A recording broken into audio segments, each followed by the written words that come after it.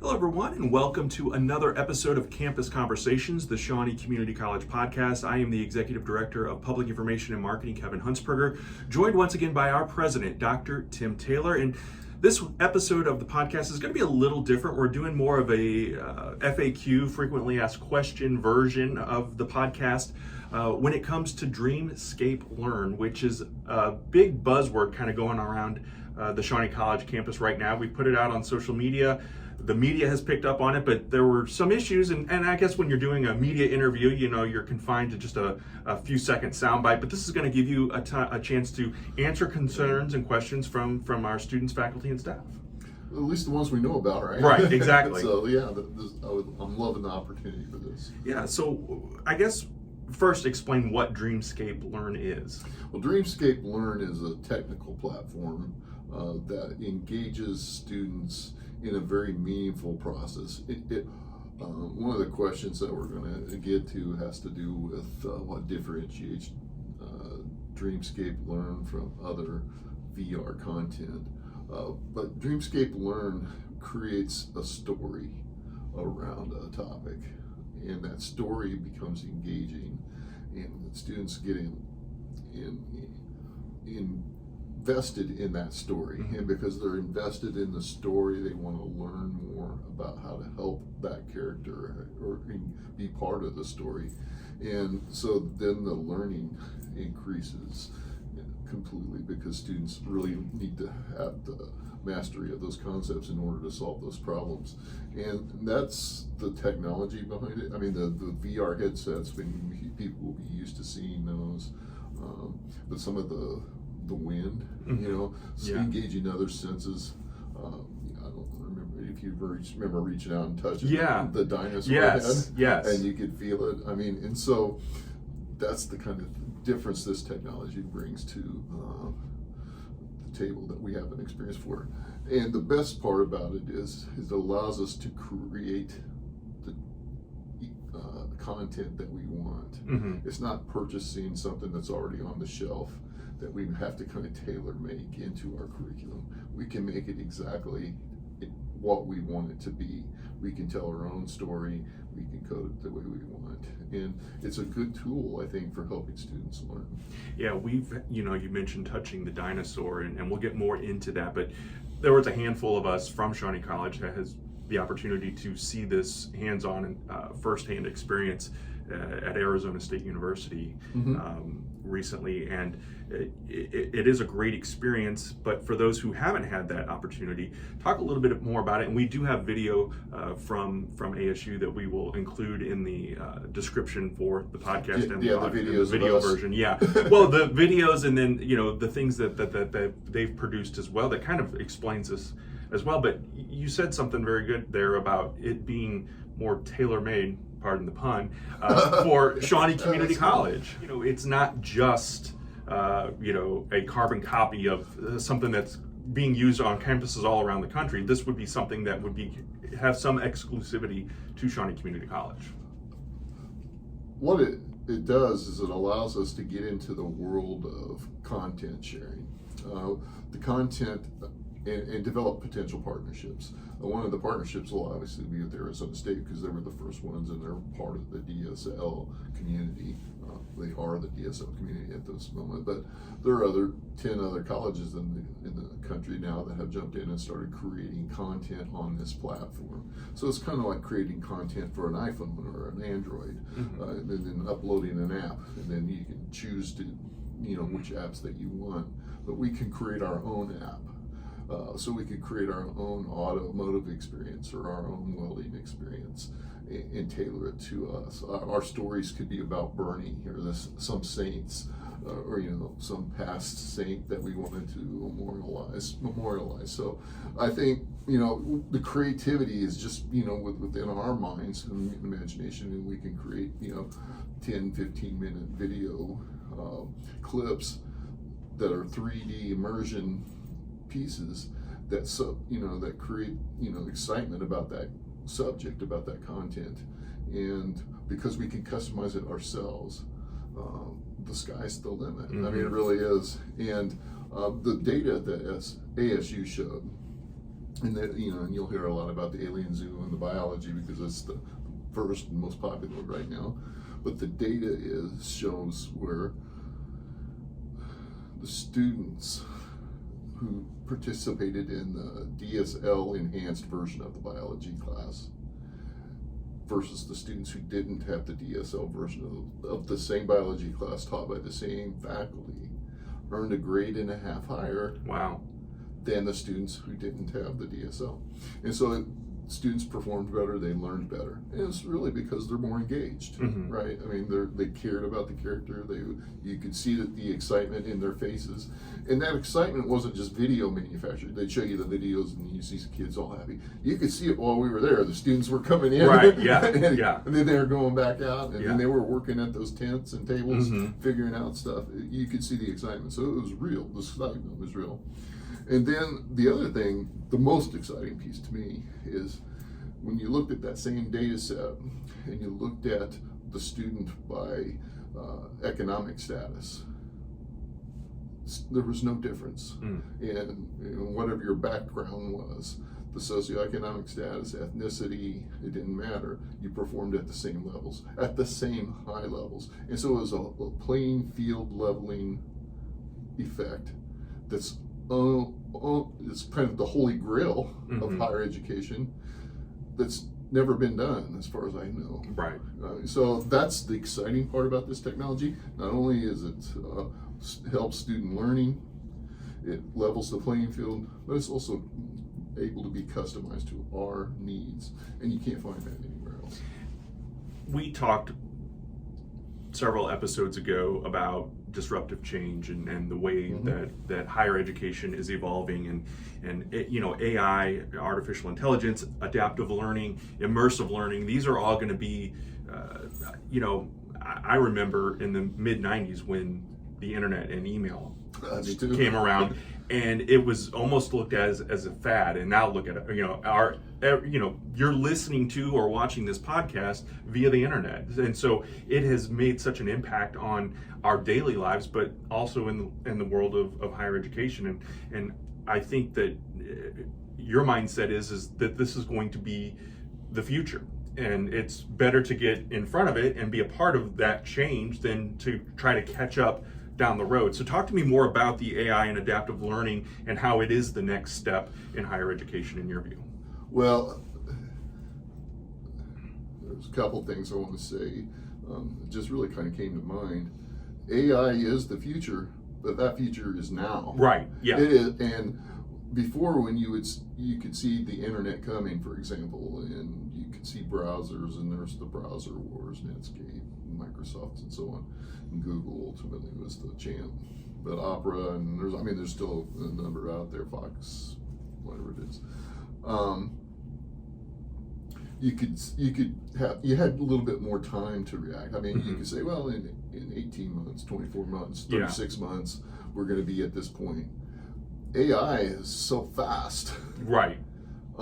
It's already here. And so it's the future, but that future, we got to be thinking about that future, not what it is today, but what could it be like in 3 years? When we're going to be able to really be able to implement this technology wide scale here at the campus. So I don't know about you, but over the last 9 months, I've probably used Google search less than 100 times. Less than probably 2 times this year. Wow. 2 or 3 times. If I want something, I go right to AI and use it, and it will find it much faster and much more accurately than I can find searching Google. I mean, I was trying to help one of our employees find something on a GFOA website, it was an APPA, Physical Plant Administrators site. We wanted to get a standard for facility techs. That's what we're looking for. Oh, okay. How many facility techs do you need per square foot? And we used Google. Chris had used Google for weeks trying to figure it out. Couldn't find it. Yeah. We put it in AI. Found it in 10 seconds. Yeah. So I mean, it's there. We're using it. The workplace is also using it. I'm hearing from all the different employers around the community. Yeah, we need students who know or graduates who know how to use AI because we need it in the workplace because it brings that kind of effectiveness to the workplace situation. And I've also talked to university deans and presidents who say we're using technology-enabled learning in our classrooms at the higher ed, the senior level learning. So, I mean, our students, if they're transferring to an SIU, and SIU is using AI, Right. if our students don't know how to use it correctly or responsibly, then they're kind of behind the Yeah. native students, and we don't want that, Right. because our students outperform. Yeah. They really do. Yeah. So we need to embrace that technology now.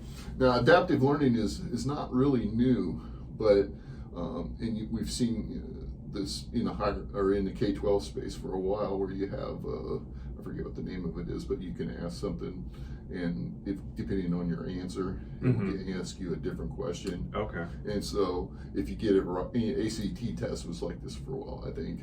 If you got it right, then it would ask a different one, and if you got it wrong, it would go back. And so that's kind of what adaptive learning does. But adaptive learning has made big strides in the last few years as well. And so as we think about adaptive learning in a course like welding, and they're doing a virtual weld, if you did something wrong, it can make you do that weld again and have you adjust. That could be something that would happen. Or if you're trying to learn about how to solve a trig problem, because you're laying out a construction, you're laying out your patio and you're looking at square footage, and you gotta do some, and you're making those calculations, it could show you, it would help you review the math that you were weak in and strengthen that as you were going through it, so you can do it applied. Adaptive learning just basically helps you, it adapts to whatever you say. It helps guide you to whatever the end result is supposed to be, or it should be, and helps you navigate to get there. And that's just the way our students learn. When you're teaching students and you're trying to teach a particular concept, you'll have students who can master it right away. You'll have students who need a couple of detours before they get there, and then there's some that really need guidance to get them started. Yeah. But once they get there, then they can solve the problem. So adaptive learning allows us to tailor that learning experience to the student directly. So now, those are two technologies that have made tremendous impact or progress in the last 2 or 3 years. Now, if you take AI and you couple it with adaptive learning and put it in a VR space where the students experiencing a story, and then they have to solve a problem, and this uses adaptive learning to help guide them in that learning concept. And all of a sudden, AI can be used to select the learning experience, to guide to when a student could then interact with the AI and ask questions, and the AI could answer and adapt. Then you have a tremendously powerful learning tool that will accelerate learning much quicker. So, I mean, and I've talked about students don't want to wait Right. to get the next job. They don't want to wait for the skills that they need. They're going to get it now, and this is the way to do that. And it will adapt, and it will provide students a strong, guided path to help them learn at a much quicker and much more accurate rate. And it's, you've brought up some good points and this conversation is going to continue on, and we'll get to some of those that may be concerns in just a few minutes, but we talked about kind of setting off the differences of traditional learning versus adaptive learning in VR and the letter grades being higher. And I think you also kind of hit the nail on the head of preparing students, because that's really our purpose, is to get them ready, whether they're going into the workforce, and you've talked to employers and businesses that they want this kind of training for their future employees, or if they're going on to university and they're learning those things there. So why not get it here at the ground level, and then be able to kind of push off and be able to go into the workforce immediately after leaving Shawnee College, or going, like you said, to transferring to whether it's Southeast or SAU or Murray State or wherever they're going to go to for their 4-year degree. Well, it's not just going into the workplace, it's people already in the workplace. We talked in the original podcast series about how workplaces have adapted and how the future would likely be because of the pace of technology, where workers are going to constantly have to relearn new skills in order to be employable. And so, and that's probably going to be more and more frequent and more impactful as time goes on. So the ability to retrain and relearn while still working is also important. Yeah. And employers, they don't want to have to wait for you to go get the knowledge that you need. They want you to have it now. And they're willing, most employers are willing to pay Kevin for a day's pay to come to Shawnee College to gain some skills and bring them back to the workplace, or a week, you know.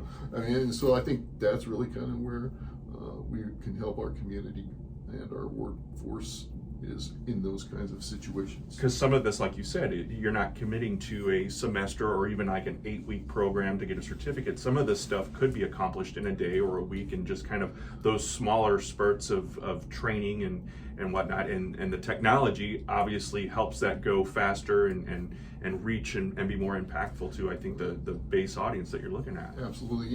If you think about just, traditional classrooms, you've got 15, 20 students in a classroom, and they're all trying to learn the same concept at the same time. Some will master it right away, some will take a little bit of time to get there. But then usually there's some sort of process where the instructor has to wait till at least a majority of the students get there before they move to the next topic. So if you're that quick learner, to get to that second topic, you're in pain, right? Right, yeah. If you're in this world, in this environment, it becomes a little more individualized. If you've mastered that topic pretty quickly, you can go on to the next one. Yeah. And then if you master that one quickly, you can go on. And pretty soon you can get through a whole course, maybe faster than somebody else could get through. And then pretty soon you're stacking that with another course, and then the next thing you know, you've got what we call a certificate. So that's what career laddering is all about. That's not a new concept, but this really, I think, helps accelerate and personalize that learning experience, which I feel like that's going to be very beneficial for students, the community, the college, everyone in the future. Now, obviously, Shawnee College is situated in Southern Illinois, very rural Southern Illinois. I would argue probably the most rural community college in maybe in the state. I know in our region for sure. Yeah, definitely. How does that translate, though, to this population? We see trends, the West Coast, the East Coast, things pick up. We talked about the internet, the experiences of that early on. I was in rural Missouri when the internet became a thing, and again, it was that hesitation, that apprehension of not knowing what it is, what to expect with it. But how do we get that out to our communities to learn about it, embrace it, and know that this is really, as you said, the future is now? Well, a couple things. We are the most rural college in the state of Illinois. I'm certain of that. We're also in the middle of a national forest, and we're also in a very poor region. But we're not alone. I mean, I've seen colleges located on Indian reservations that were just as rural, just as more poor, just as challenged. And I've seen lots of colleges and universities in my career.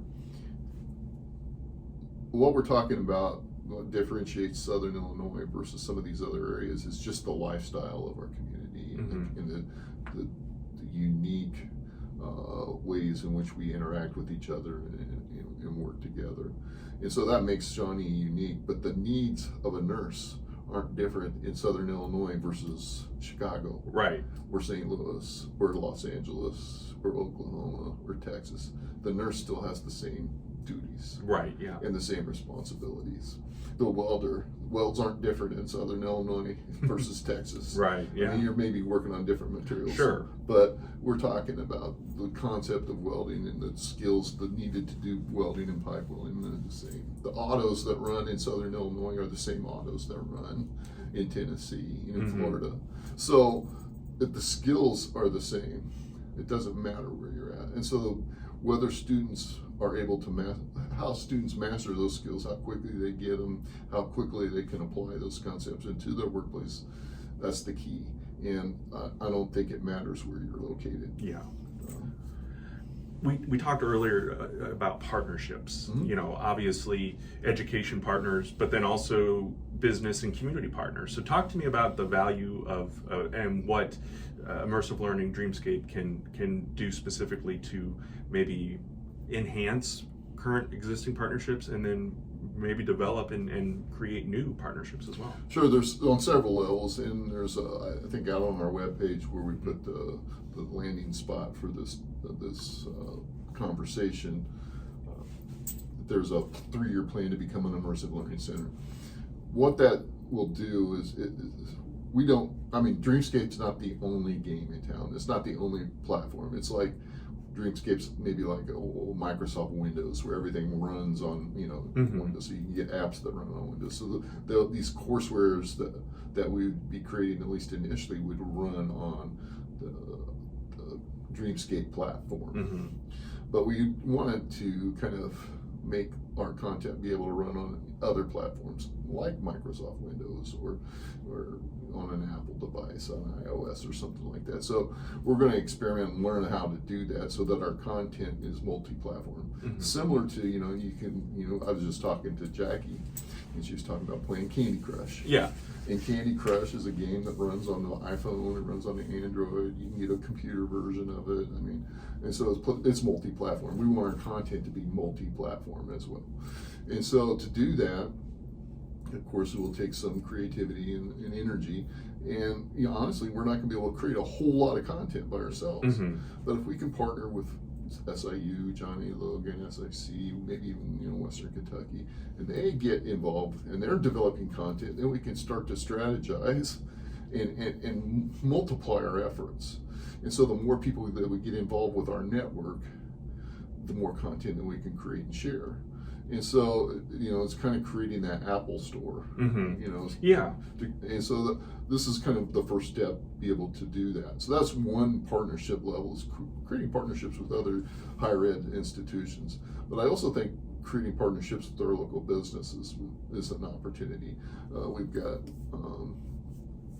SIH, they may want us to do something in respiratory therapy. Mm-hmm. How do we do that? So let's work together to create a story around respiratory therapy, and have them help engage with it. And so there's lots of other partnership type of opportunities there. And then I think at some point there's probably some student club kind of things that we could do, student activities, maybe even a gaming type of class or certificate, where we're working with students, bringing students together. Another exciting part of DSL that I forgot to talk about earlier is they've got the immersive classroom. Remember that experience where they had the art history piece dropped in?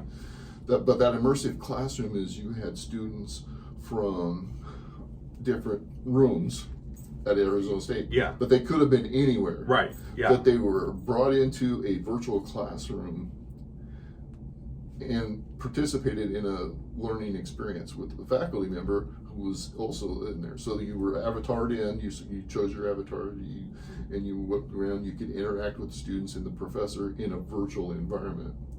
If you take that and you think about, okay, how do we do dual credit here? We got students in Egypt, and we got students in Meridian, what if they were in a virtual classroom in a synchronous? So that's one way to do it. But what happens if I wanted to partner and do a class experience with an SIU? Art. We wanted art history. We brought in an art history professor for a guest lecture for a day, and he was talking to students from different areas. And then let's multiply that out. Let's say we wanted to get some international experience. We knew some sort of students who were taking an art class in France, and we could bring them in for a couple of sessions. And so that virtual classroom thing is an amazing technology that brings people together, breaks down barriers, creates higher quality learning experiences. And so I feel like that's another way to partner. It gives us an opportunity to really kind of expand beyond our region. We want to learn about Wall Street. Let's go talk to somebody who works at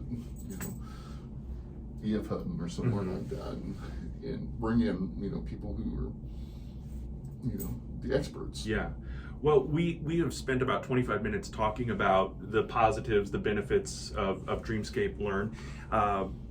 obviously, community members, students, even faculty and staff have concerns. They have questions. They want to know. I think one thing that I've always been, I don't want to say apprehensive about, but it's been on my radar with AI is, the replacement of actual human employees. And we addressed a little bit of that when you said, getting ahead of it, learning how it works and becoming a part of that instead of fearing that you're going to be replaced. So what do you say to those who have concerns about the potential of their job being replaced or losing their job to artificial intelligence or specifically Dreamscape? I think we've all seen the Terminators and things, or the machines rule the people. I guess you could probably make a case for a vision like that, but I don't think that that's where we're headed, at least in the next 10 or 20 years. What we're talking about is a tool. A tool is very powerful, but it's one in which you can really increase your effectiveness at the workplace. I mean, I feel like the way I've been using it, it's more like a thought partner or a study buddy. When it talks about, or when I ask it for something or I prompt it for something, it gives me, and you could look through that and like, that's not what I want to say, or that's not right. Check these facts. I mean, and so, when I'm writing now, you'll go through 4 or 5 versions before it really hits the mark of what I want to be able to do. But that process used to take me 8-10 hours. Now I can do it in an hour and a half. Yeah. So it's not replacing me. Right. It's just helping me be a better me. Yeah. And I think that's how that process will continue to evolve. We're going to come up with newer creations, newer ideas. We're going to be working differently, and that's what people have to understand. And they're not being replaced; they're working differently. And that's key. And people, depending on who you are. And I was in Michigan for a lot of years. People said that the CNC machine would replace the worker. And one worker could run 4 CNC machines, whereas they were just running one machine before. And so one worker was much more efficient. But the thing is there were about 20 times more CNC machines than there were original machines. So the production went up significantly. And when the production went off, the quality of the engines went up. I mean, you get a lot of engines now that will run 100,000 miles easy. Sure. Back in the 60s, you'd have to overhaul your engine at 45, 50,000 miles. So, and I remember when I was at Richland, one of my machine tool instructors created a little small engine, and the piston would go up in the cylinder, and it didn't even have a ring on it, and the compression was outstanding because of the way they machined it down to the 10,000ths of an inch. Instead of, it used to be thousandths of an inch, to 10,000ths, millionths of an inch in tolerance. And so those pistons fit just very tight. And so the quality of the work went up, the product went up, and for a time, prices come down. And so that's probably what will happen here as we start implementing AI. We'll be able to create what used to take 10 tailors to do. Now would only take 1 or 2 or something. So maybe there's jobs that are lost in that way, but they're usually gained because now instead of 10 tailors, they're using 100. To do the same things. To do the same things. Let's talk about funding. That has been another concern that I have heard, not just internally, but some folks in the community. And you do have an opportunity, whether you're a student, faculty, staff member, or community member, to weigh in. Just head to our website, shawneecc.edu. It's the first thing that pops up when you go on. You have until March 14th to kind of make your voice heard, and then we invite you to come on March 20th to our Board of Trustees meeting right here on our main campus, and we'll give more details on that in just a minute. But talk to us about cost and funding, and how. I think it kind of also goes back to those partnerships you were talking about earlier. Well, I mean, the funding, it's one of those situations where you get was the chicken and the egg. Yeah, right. kind Yeah. of a thing. Yeah. So in a sense, we're wanting to say we're going to start with the chicken and start the funding, but the funding will probably come from mostly restricted grants, funds, different earmarks that we can obtain. Once people, and I think you have to attest to this, once people see and feel this technology, they're going to understand that it's different. Right. And it makes the vision that I'm talking about, it takes it from words to put it to feel in their minds inside. So I think the ability to raise money or funds around this will be easy. I think, and I've done fundraising for a number of years for different entities, so I feel like this is really something that will help us easily raise money. So I'm not really worried about it. We'll probably start it with some restricted funds that we currently have that we've set aside for some entrepreneurial stuff. So this would be something, it's not going to affect our day-to-day operating budget at all. At all. And I think that's where people sometimes get confused, because they see maybe in their mind a need in one area, but now you're spending money on this immersive learning, that we're not 100% sure about it, or why are you doing that? But money is allocated in different budgets and different funding sources, and so you're not robbing Peter to pay Paul when it comes down to this. Yeah, I mean, we buy equipment all the time. I mean, we've got nursing simulators that we're only using very few times. There's $100,000, $200,000. Welding equipment that we use very periodically. Auto equipment that's only used during break classes, and those are thousands of dollars as well. So the cost of the equipment, what makes this different is we're creating a studio, really, a way to create future content, a way to engage others, a way to get students excited about Shawnee College, the community gets excited about college. So that's marketing and public relations budget, some of your money, right? And so this is something that, I mean, are we going to create 10,000 pieces of content that justify, the investment? I don't know. I doubt it. But the value that we're going to get from the experience, the value that we're going to get to transform what we learn about Dreamscape into our classrooms, into our learning, into our community, to work in partnerships, it's invaluable. And I think that's what people just can't see or feel until they've touched the technology. And you speak of touching the technology, and you and I have been to Arizona State, but we've had probably 15 to 20 Shawnee Community College employees, community members, our Board of Trustee members, which they'll be weighing in on this again on that meeting on March 20th. Someone else who attended, Senator Darrell Fowler of Southern Illinois, who will be joining you next week on the podcast to talk more about this, but other things going on in the world of higher education in Southern Illinois. But what are you hoping that people who watch this, who listen to this, the time, it's kind of like we're at the altar and it's speak now or forever hold your peace kind of scenario, because we're heading in this direction, but it's not necessarily a 100% done deal, or in your mind, is it? I mean, there's always multiple paths to enlightenment. I mean, that's what, we've learned over the course of our lives. So this is the path that we're on right now. It's certainly, to me, it's a very clear path, but I understand that this vision's hard to understand unless you've really been part of the creation of it. And I think it will help us in multiple ways.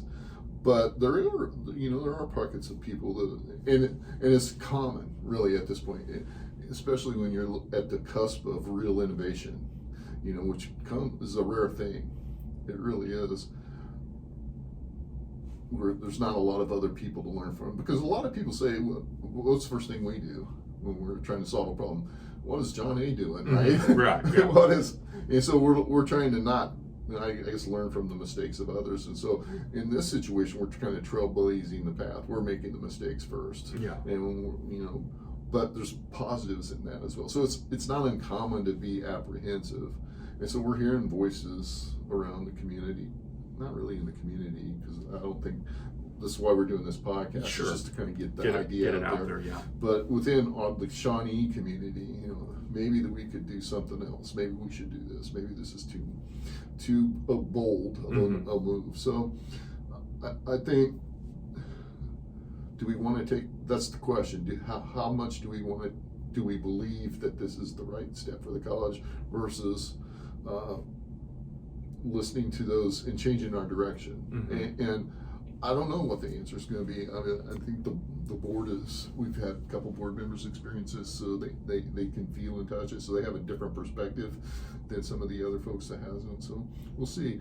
One of the things that is critical, and one of the things I really value and love about our board is they're open to the discussion. They want to hear from our community. They want to hear from our students and our staff. And they'll make their decisions based on what they hear, I think. And I think that's the most you can ask from any board or any group. We're not making this decision in the dark. We're trying to be informed, but we're also trying to be strategic, and we see the future of it.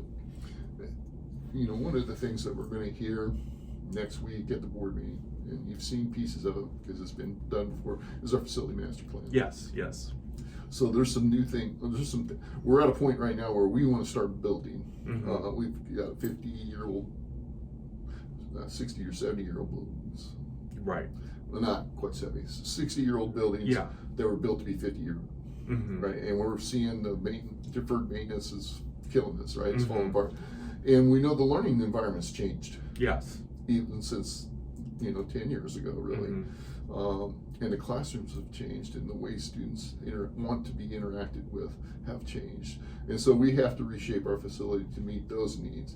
That facility master plan, we've also realized that the predominant amount of students in our organization are adults. Yes. Adult learners. I mean, we just discovered that only 100 out of the 3,000 students we had last year, only 150 were recent high school graduates. Right? That blows my mind still. It is. But, there's a fair amount between 19 and 22, which would be your traditional student. But the majority of our students are above 22. Yeah. Our average age is 25. Yeah. And so we've got adult learners. And so our facility master plan is aimed at helping engage the adult learners in this time and ways we want to come to them. So that's investing in our extension centers. Yeah. And when you add up all the things that we need to change here in our main campus to create that more engaging and learning environment, where we want to invest in our extension centers, we're looking at a $70-80 million price tag, right, over 10 years. Yeah. And we're going to have to raise money to do that, because we can. We're not going to tax all of our residents for that. So we're going to figure out ways to finance it in a way that's respectful to our community, but gets us where we want to be. So the Dreamscape, getting back to the Dreamscape, it should create that interest. It should communicate to our community we're no longer mired in the past. We're looking towards the future. We want to help. We're trying to predict where it's going to be in 3 years, and we're not only putting our ideas in motion, but we're putting our pocketbooks in motion, where we're trying to fund it in a way that we can meet you at that point where you need it, how you need it, and we move forward. You said something that really resonated with in terms of the age of our students, because I've always looked at it as, well, I'm here for 2 years and then I'm moving on. But really with this Dreamscape Learn, a student today is not going to miss out on anything. They have that potential to come back and experience this and enhance their experience and their opportunities, and maybe we'd love for them to stay here. We'd love to see this kind of catch on to, like you said, this Shawnee Community College becomes the hub of sorts for this to spark other businesses and other education institutions to do this and follow suit and be this great experience for everyone. And I having been out there, and I'm going to take off my I'm not being a journalist right now, but I'm going to be a little biased and say that this is an exciting opportunity that I would love to experience on our campus. I would love for our community, because we have not seen anything like this. And I do think that there is that fear of the unknown and whatever comes, apprehensions that come with that. But, as Martin Luther King said, you have to take that first step in darkness, and I'm paraphrasing it, but we can't go forward if we don't take that first step. Yeah, And this is really that first step. It's a risky one, and it's scary. I get that part, but it is well thought out, and it's well thought through. You were with me yesterday when we did the interview. I think it was a good example that I could provide from my life experience, that I don't think a lot of other students are that different from me. Mm-hmm. And when I was young, I decided I'd start a business. Mm-hmm. And it was a computer electronics business, and I could sell, and I could service, and I could do all those cool things. Mm-hmm. And I was pretty successful at that part. Where I failed was I didn't know how to do accounting. I didn't know how to pay payroll taxes, HR experiences, and so I didn't realize I needed those things until I was 6 or 8 months into the business, and then it became a situation where I couldn't recover. Mm-hmm. So, now if you take that and you transform it today, you've got a business that you want to run, and you're going to learn how to do whatever that business is. I learned how to, work on computers and entertainment equipment, tuning guitars, things like that, and taking them into the home. So you learn that. Then you operate for a while, then you realize you need accounting. Well, you come back and you take an accounting class. You don't want to take an accounting class that lasts 4 months. You want that accounting in 2 weeks if you can get it as fast as you can master it, because it's important, because you're operating your business. So you come back and you take that class, and you get it. And then pretty soon you realize, you know what, I could benefit from some legal opinion, because I'm running into these contract issues with the customers. And so maybe I take a business class, come back and take that again. I don't want to wait all semester. I don't want to wait for a year for it to come back up. I want it right now, because I need it right now. So then I did that, and then you start to learn, well, you know what, I'm hiring employees, maybe I need to learn a little bit of management. I need a little bit about leadership, so you come and take some of that stuff. And then pretty soon you're like, hey, I need to plan for growth. I need to know about finance. And so you're going back, and you're coming back to the college in a way when you need it, how you need it. And if I had that, I'd probably still be in business. Right, yeah. Now, it'd probably be a different kind of a business. Sure. Maybe even different products, because I'd have to evolve over time. But I would probably still be in business. Yeah. And so I think that's how our population will interact with us in the future, as they have more. That's really the growth area, is the small business entrepreneur ideas in this community, is to help support them moving forward. Well, and we've talked about it, March 20th, it is a Thursday evening, 6 p.m. here on our main campus. We do want you to reach out via our website, shawneecc.edu. You can also message our social media channels, and we will get those to the right people who are going to be making this decision, because not everybody could be here on Thursday night, March 20th. But again, we encourage you to weigh in, make your voice heard, let us know your thoughts on this. And if you have other questions, follow-up questions, additional concerns, Dr. Taylor would be happy to address those with you.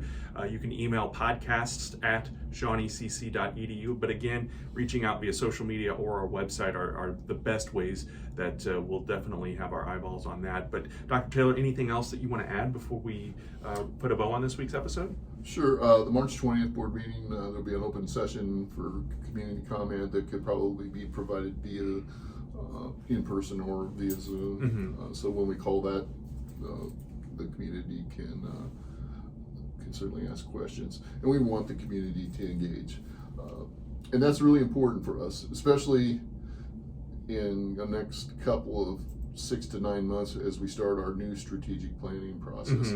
We're going to want a lot of community input. So this is another way to kind of get the community used to looking at and saying, this is what we want from the college. Hey, you're on the right path. You're going to help me. We feel like you're headed down the right direction. You're going to meet our needs. These are the things that we want. That's another question. Somebody was telling me, our adult population doesn't want this stuff. I don't think that's true. I mean, it's not what the research tells us. Right. But maybe it's one of those unique elements of our culture in Southern Illinois that's different, but I don't think so. But it's nice to hear from the community. Ultimately, let's not let other people speak for you. Let's speak for yourself. Right. No matter, whether you're in Alexander County, Johnson County, Union County, Pulaski County, we want to hear from everybody. Massac County as well, didn't want to leave them out. So no matter where you live, no matter where you work, whatever you're doing, we want to get that input because, as Dr. Taylor said, this is the first step of many community outreach programs and surveys and things that we're going to be doing as we build the strategic plan and move forward with the future of Shawnee Community College and quite frankly, of Southern Illinois. So this was a very good conversation. I think you answered a lot of questions and concerns that people have, and also continue to paint that picture of what Dreamscape Learn is and what immersive learning is, because I think some folks, this may be the first time they're hearing this phrase, so it really did help kind of explain all of that. Anything else you want to add, sir? No, sir. All righty, thank you so much for joining us this week. We will see you next time.